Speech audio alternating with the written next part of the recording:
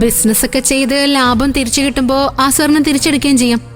പാർവതി കുഞ്ഞമ്മ സഹായം ചെയ്യുന്നത് കൊണ്ട് പലിശ കൊടുക്കേണ്ട കാര്യോർത്ത് പേടിക്കേണ്ടി വരില്ലല്ലോ.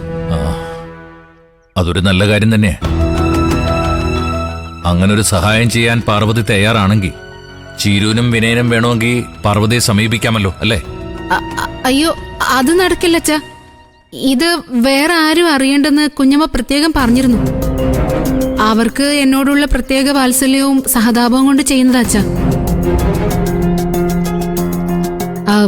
പിന്നെ വേറൊരു കാര്യം കൂടി അച്ഛനോട് പറയാനുണ്ട്. ഞങ്ങളെ മനസ്സറിഞ്ഞ് സഹായിക്കാന്നൊക്കെയാണ് കുഞ്ഞമ്മ പറഞ്ഞത്. എന്നാലും രഘുവേട്ടന് കുറഞ്ഞത് 25 ലക്ഷം രൂപയെങ്കിലും വേണം ബിസിനസ് തുടങ്ങാൻ.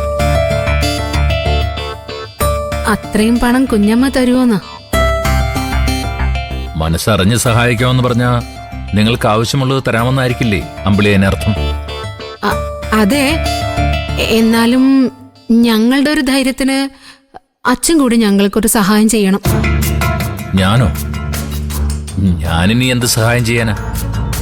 ഞാൻ ചെയ്യാൻ തീരുമാനിച്ച കാര്യം നീ തന്നെ വേണ്ടെന്ന് പറഞ്ഞതോടെ എന്റെ കൈ ശൂന്യമായില്ലേ? അതെങ്ങനെയാച്ചാ? മഞ്ചാരിയുടെ സ്വർണ്ണം അച്ഛന്റെ കയ്യിലില്ലേ? എന്തായാലും അച്ഛൻ ഉടനെ അവൾക്കത് കൊടുക്കില്ല എന്ന് എനിക്കറിയാം. തൽക്കാലം അതച്ഛൻ ഞങ്ങൾക്ക് തന്ന ആ സ്വർണം കൂടി കുഞ്ഞമ്മയെ ഏൽപ്പിച്ചിട്ട് ഞങ്ങൾക്ക് ധൈര്യത്തില് 25 ലക്ഷം രൂപ കുഞ്ഞമ്മയോട് ചോദിക്കാലോ. ഇതൊക്കെ നീയും അമ്പിളിയും കൂടി ഒരുമിച്ചെടുത്ത തീരുമാനം തന്നെയാണോ? അമ്മാവ, എനിക്കിതൊക്കെ അമ്പിളി പറഞ്ഞിട്ടുള്ള അറിവ് മാത്രമേ ഉള്ളൂ. ഇവള് പാർവതി കുഞ്ഞമ്മയെ വിശ്വസിച്ച എല്ലാത്തിനും സമ്മതിച്ചത്. ഇവളുടെ പ്രതീക്ഷ പോലെല്ലാം നടക്കുമെന്ന് വിചാരിക്കാനല്ലേ എനിക്ക് പറ്റൂ. അത് ശരിയാ.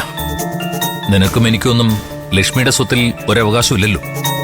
അമ്മയുടെ സ്വത്തിന്റെ കാര്യത്തിൽ മക്കളും കുഞ്ഞമ്മയും കൂടിയല്ലേ ഇപ്പൊ എല്ലാ തീരുമാനങ്ങളും എടുക്കുന്നത്.